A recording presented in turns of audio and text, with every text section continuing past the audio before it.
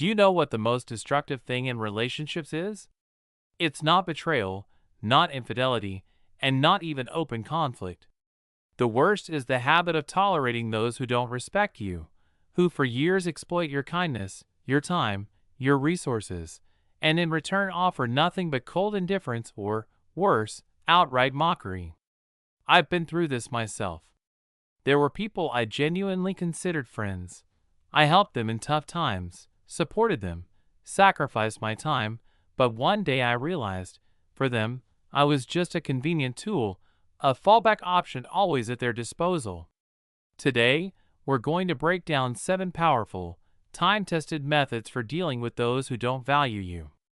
These aren't abstract tips, but practical tools that work in our complex reality, where a simple, "thank you," is often forgotten and kindness is taken for granted. We'll dive deep into these strategies to help you not only protect your boundaries, but also gain inner freedom, surrounding yourself with people who will truly appreciate you. We live in a society where patience is often elevated to the status of a virtue. Don't hold a grudge, forgive, they didn't mean it, you have to find a way to get along, be the bigger person. Sound familiar, right? But here's the catch. The longer we tolerate disrespect, the less we're respected. This isn't just my observation. It's a psychological fact backed by the ideas of Carl Jung. He said, "What you don't recognize controls your life." If you spend years suppressing the feeling of being undervalued, it's not humility. It's a dangerous self-deception. Over time, it turns into deep-seated resentment, erodes your emotional well-being, leads to depression, or even manifests as physical ailments. Imagine the energy you could channel into yourself or those who value you, instead of letting it drain into the black hole of one-sided relationships. Today, we'll explore how to break this vicious cycle, reclaim control, and build a life where your efforts are noticed and appreciated. These methods aren't just a guide, they're a path to stop being convenient and become someone respected for their boundaries, strength, and dignity. Method 1. Become unavailable. This step seems simple, but requires immense inner work. Let's call it stop contact. Stop being a source of free services, emotional support, or endless perks for these people. No more offering help, giving gifts, or being perpetually available. People often only start valuing you when they lose access to your resources. Don't text first, don't call just to chat. Don't rush to solve their problems unless they explicitly ask. In my experience, about 80% of such people won't even notice you've vanished from their lives. They'll simply find another, convenient, person. This acts like a filter. You'll immediately see who never valued you. But the remaining 20% might reach out, asking, "Where have you been? What's going on?" Those are the ones you can potentially rebuild with, on new terms. Perhaps they'll start respecting you. Picture this. They've been using you as a free taxi, calling whenever it suits them. Say, "Sorry, I can't today," and don't explain why. Were you their emotional sounding board, listening to endless complaints? Stop playing the role of a free therapist. Did they only reach out when they needed something? Help? A favor? A loan? Now you're always busy. This works because people only value what they might lose. As long as you're always available, you're like air to them, unnoticed but necessary. When you disappear, they either start to suffocate and value you or find another air supply. If they choose the latter, you have nothing to regret. This isn't manipulation. It's setting healthy boundaries. Someone who cares about you will notice your absence and make an effort to reconnect. If they're indifferent, you're simply clearing space for those who will value you genuinely. This method takes courage, but it's incredibly liberating. You start to see who truly deserves your time and who is just exploiting your kindness. Method 2. Compare their behavior. Conduct a mental experiment. Think about how this person interacts with those they respect. With their boss, they're polite, attentive, always responsive. With important people, they're charming, engaging, punctual, and mindful of their requests. But with you, they reply with one-word answers. Forget about your priorities. Ignore your needs. Ask yourself this crucial question: would they treat someone they respect this way? If the answer is no, it's not your fault. It's their deliberate choice. You're not being too demanding. They're consciously deciding how to treat you, and their behavior speaks louder than any words. This method is effective because it shatters illusions. You might have justified their actions before. They're just like that. Maybe I'm doing something wrong. They don't know how to be different. Now you see the truth. They can be attentive, caring, and responsible with others, but they choose not to be with you. It's like turning on a light in a dark room. Everything becomes clear. Jung said, "Awareness gives you control over what once controlled you." Stop waiting for these people to change on their own. If someone is capable of care but doesn't show it to you, it's their decision, not your failing. Redirect your energy to those who reciprocate. There's an old saying, better a bird in the hand than a crane in the sky. But if that bird is someone who doesn't value you, isn't it better to let it go and open the door for those who will genuinely cherish your presence? I used to cling to people thinking, just a little more and they'll see my worth. Then I noticed how they transformed around those they deemed more important. That's when it hit me. It's not about me, it's their choice. Now my rule is, if someone puts you last, don't give them even a sliver of your life. This frees up an incredible amount of energy for those who truly deserve your attention. Method 3. The silent exit. Here's something surprising. The more we try to explain to people how they've hurt us, the less they understand. They either brush it off. Come on, you're overreacting. Get annoyed. Why are you so sensitive? Or pretend to get it, only for the cycle to repeat a week later. So, here's the most powerful yet quiet way to show you're done tolerating disrespect. Just start fading away. Were you always the one texting first asking, "How's it going?" Now wait for them to reach out. Did you suggest meetups? Let them take the initiative. Were you their go-to for emotional support, listening to their woes? Now respond briefly but politely. Stop being their emotional donor. If they complain about life, pivot. Oh, what else is new with you? If they ask for advice, say, I'm not the best person to ask about that. If they expect you to entertain them, reply, sorry, I'm not in the mood to chat right now. If you matter to them, they'll seek you out. If not, they won't even notice you're gone. And that's better than wasting energy on endless confrontations. Our culture often expects an offended person to explain why they're upset. We're even shamed for feeling hurt. Don't be so touchy. But think about it. Didn't the person who's been ignoring your feelings for years know what they were doing? They knew. It was just convenient for them. Silence isn't weakness, it's a test. Can they survive without your attention? And can you live without their indifference? Trust me, you can. I had a friend, 14 years of friendship. I was always the one checking in, congratulating, suggesting plans. One day, I decided, enough. I stopped reaching out. A month passed, then 2, then a year. He never wrote. That's when I realized it wasn't friendship. It was my illusion. If they ask, where have you been? Don't justify yourself or say, I was busy. That gives them hope you're still available. Instead, say, things just happened, and change the subject. Their reaction will tell you everything. If they genuinely care, they might deserve a second chance. If they disappear again, they were just curious. Jung said, loneliness isn't the absence of people, it's the absence of understanding. If your exit doesn't make them reflect, they emotionally left your life long ago. This method teaches you to value your time and invest it in those willing to meet you halfway. Method 4. The mirror. Start treating people exactly as they treat you. Not rudely, but as a mirror. They don't text? Don't text them. They don't ask about your life? Don't ask about theirs. They don't call? Don't call them police. Imagine each person as a mirror reflecting your behavior. If you've been tolerating their indifference for years, they've grown accustomed to not valuing you.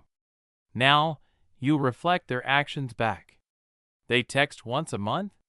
Reply just as infrequently. They forget to ask how you're doing. Don't inquire about their life either. They cancel plans last minute? Now you suddenly have other commitments too. Stop accommodating their schedule or excusing their rudeness. If they're curt, say, "Sorry, that's not how you talk to me." People quickly grasp the rules when they're put in your shoes, feeling what you've felt. There's a saying, you reap what you sow. It works both ways. If they don't call, they don't see you as important. If they don't thank you, they take your help for granted. If they don't support you in tough times, they're only interested in their own gain. The mirror shows them the truth about their behavior. I had an acquaintance I'd known for years. I always checked in, supported her, helped out. She responded when it suited her. One day, I decided, I'll match her energy. For the first month, she didn't notice. The second, she texted more. By the third, she asked, "Why were you so distant?" I said, "I'm just doing what you do." She got upset, then reflective, and eventually started reaching out first. Not always, but far more often. The mirror doesn't lie. It reveals who they are. If they don't change, that's their choice.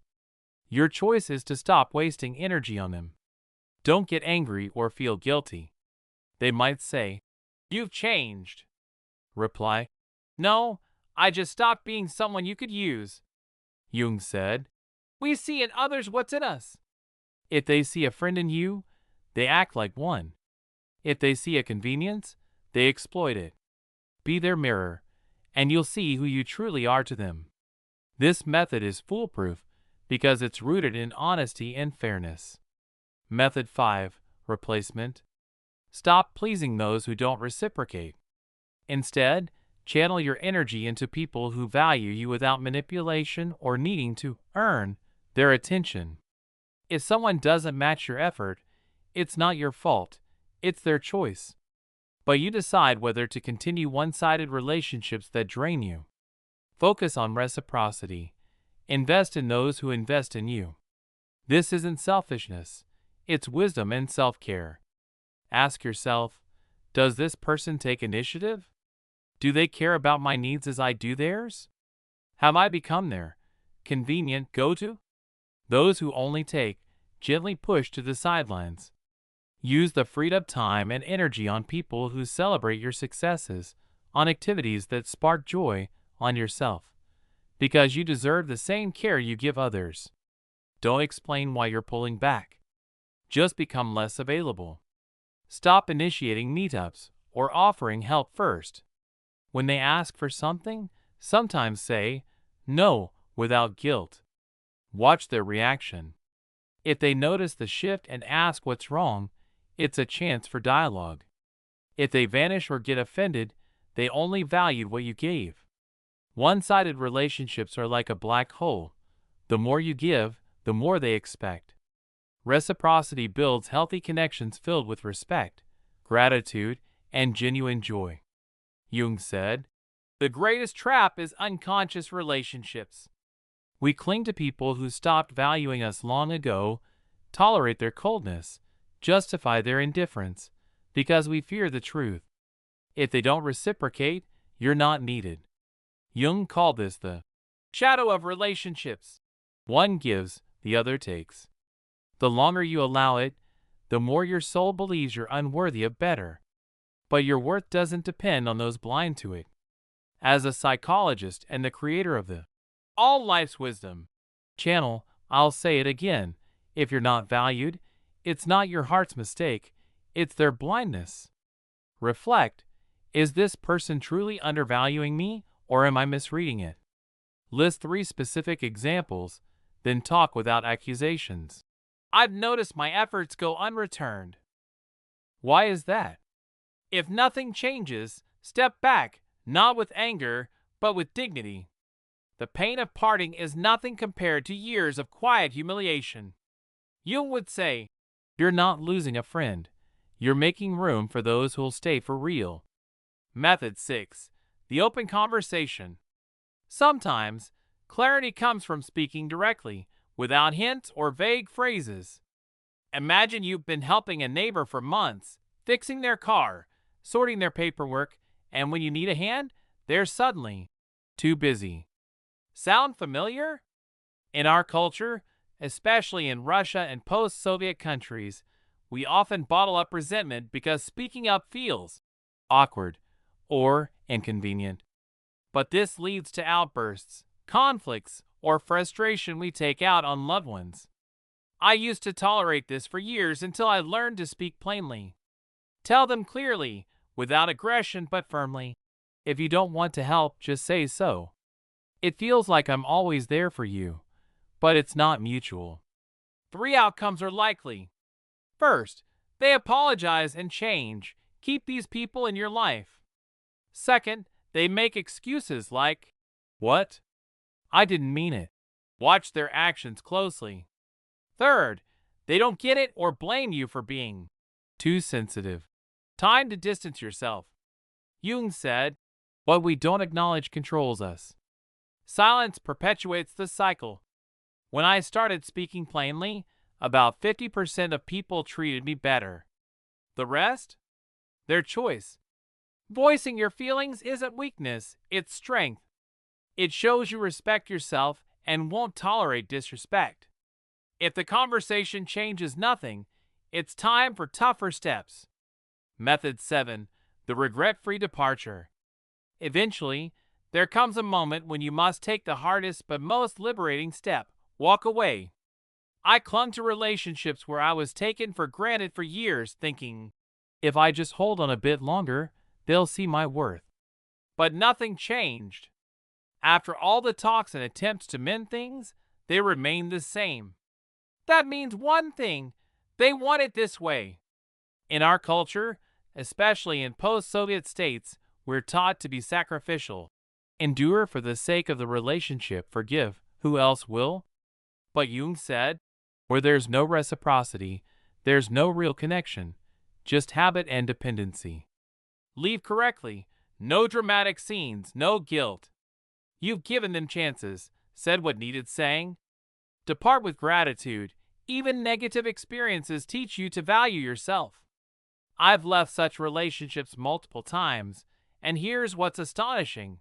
The space I freed up was quickly filled by people who valued my time, kindness, and presence from day one. Your life is like a book. Some characters appear for a page, others linger for a chapter, but only you decide who stays until the end. Don't fear turning the page. New chapters are always more captivating than old ones you should have closed long ago. There's a timeless truth: how you treat yourself sets the tone for how others treat you. You don't have to be convenient for everyone, endure those who overlook you, or justify their indifference. These methods aren't about revenge. They're about caring for yourself, your time, your feelings, your life. All of it is priceless. Picture yourself a year from now. Will you regret not leaving sooner, or feel relief for finally breaking free? Choose wisely. The world is full of people who won't understand you, and that's okay. But there are also those who'll see your light, and they're worth living for. As Jung said, the best thing you can do for those who undervalue you is to stop being part of their lives. For yourself, start a new chapter. How do you handle those who don't value you? Share your thoughts. Let's discuss. If this text resonated, pass it on. It could transform someone's life. Stay tuned for more insights on psychology, self-analysis, and philosophy. All life's wisdom for you.